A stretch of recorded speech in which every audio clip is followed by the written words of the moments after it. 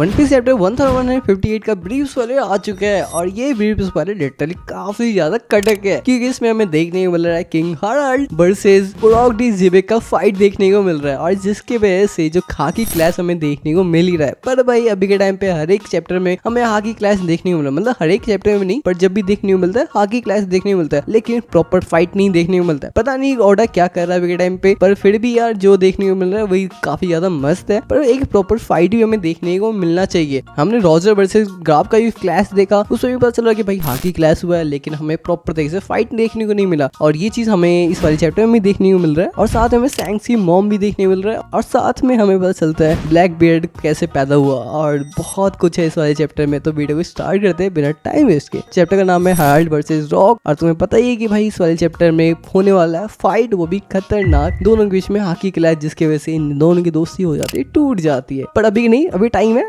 और चैप्टर का cover story सबसे ज्यादा इंपॉर्टेंट है इस वाले चैप्टर का, जो मैं तुम्हें बताता हूँ। अगर तुमने पिछले चैप्टर का कवर स्टोरी तुमने देखा हो तो उसमें देखा होगा कि यामाटो ग्रेवयार्ड पे बैठी हुई थी। जिस ग्रेवयार्ड पे वो बैठी है वो ग्रेवयार्ड उसका है जिसने फाइट किया है काइडो से और वहां से मिसिंग था, और ये और कोई नहीं खोजिकी मोरिया था। अब मोरिया का नाम तुम्हें पता ही है कौन है। मोरिया अपना डेको मोरिया है जिसने काइडो से भी लड़ाई करा था। तुम्हें यार ये बंदा कोजिकी ओडेन, ये दोनों तुम्हें भाई लगते हैं क्या? किस एंगल से ये दोनों भाई लगते हैं? मतलब भाई कोजिकी ओडेन तो भाई इंसान लगता भी है और ये बंदा कहाँ से इंसान लगता है? ये तो भाई प्रॉपर तरीके से डीमन है, पूरा एकदम सफेद दूध डीमन है। वो कोई एंगल ही नहीं है कि भाई ये दोनों भाई बन सकते हैं। पर पता नहीं ओडा ने कैसे कर दिया इन्होंने। या तो ऐसा हो सकता है कि इसका दो बाप हो सकता है या तो दो माँ हो सकती है, कुछ भी ऐसा हो सकता है। मैं ऐसा नहीं मान सकता कि एक बाप एक माँ की वजह से दोनों इतने डिफरेंट निकल जाएंगे, मैं नहीं मान सकता। पर फिर भी जो भी है हमें यही देखने को मिल रहा है और जो कवर स्टोरी में देखने को मिलता है वो कोई मस्ती मजाक में नहीं होता है। जो चीज हमें ओडा दिखाता है वो चीज होता ही है। ये चीज लिटरली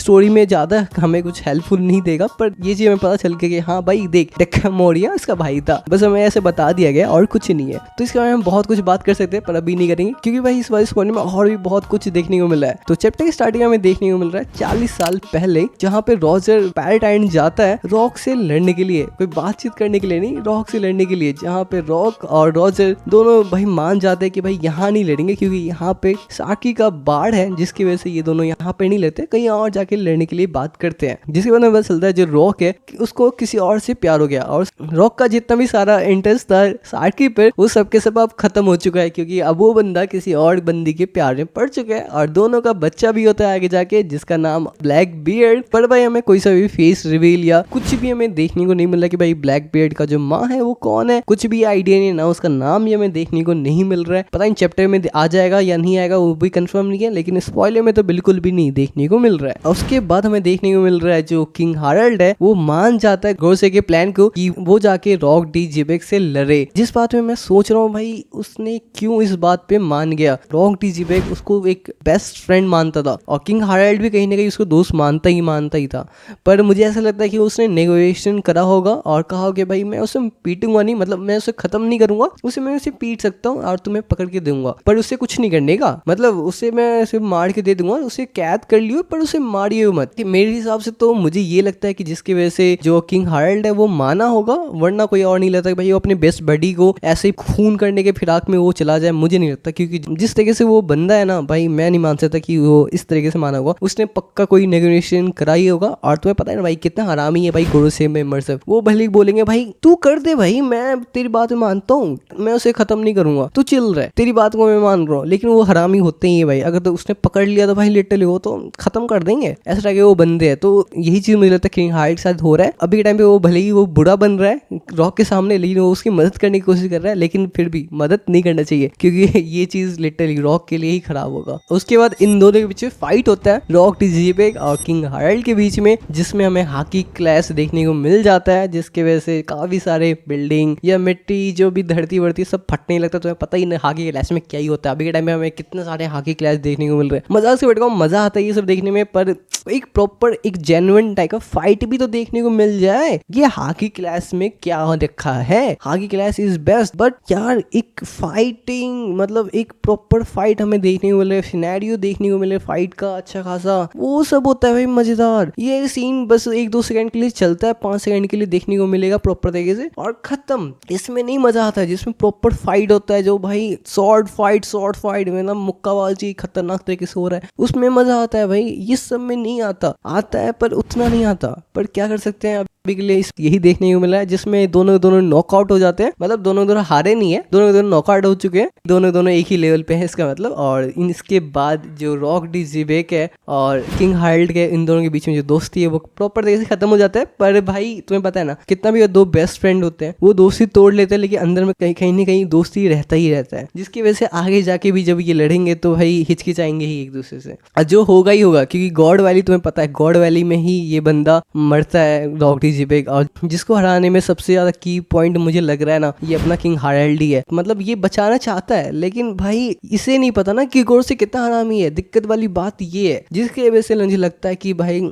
ये उल्लू बनेगा और यही कुल्हाड़ी बनेगा जो रॉक डी जिबेक के पांव पे मारेगा। पता नहीं अजीब तरीके मैंने बताया पर बता दिया। उसके बाद मैं 39 ईयर पहले देखने वाला अभी से देखने को मिल रहा है, जिसमें हमें देख पता चल रहा है जो गार्ड लीग है ऐसा कुछ वो देखता है, जिसपे वो बंदा बोलता है कि ये चीज अगर इमुसमा को पता चल जाएगा या इमुसमा को मिल जाएगा तो वो सबसे ज्यादा खुश होगा। और तुम्हें पता है ना भाई इमुसमा किस चीज से ज्यादा खुश होता है? Asian weapon. तुम्हें पता ही है भाई, एशियन वेपन उसे मिल जाए तो भाई वो चाट ले, ऐसा टाइप का वो बंदा है और वो पागल है एशियन वेपन के लिए। तो इसी चीज के बारे में गार्डली मेरे ख्याल से बोल रहा है, क्योंकि भाई जिस तरीके से ये बंदा बोल रहा है कि भाई इमुसमा खुश होगा, तो भाई समझ लो इमुसमा तो किसी और चीज से खुश नहीं होने वाला, जितना है कि भाई वो एशियन वेपन से ही खुश हो सकता है, वरना और कोई नहीं है। उसके लिए तो भाई बंदी भी नहीं, हमें तो पता भी नहीं कि वो बंदी है कि बंदा है, ये भी प्रॉब्लम वाली बात है। वरना भाई और कोई रीजन नहीं लग रहा है मुझे, तो यही चीज लग रहा है कि वो एशियन वेपन की बात कर रहा था। और जैसे कि हमें पता है कि भाई एक एशियन वेपन अपना वानो में है, एक एशियन वेपन फिशमैन आइलैंड पर है, एक एशियन वेपन है वो गॉड वैली में है। और तुम्हें पता है गॉड वैली एक लेजेंडरी गॉड वैली है, वहां पे हमें एक खतरनाक फाइट देखने को मिला है।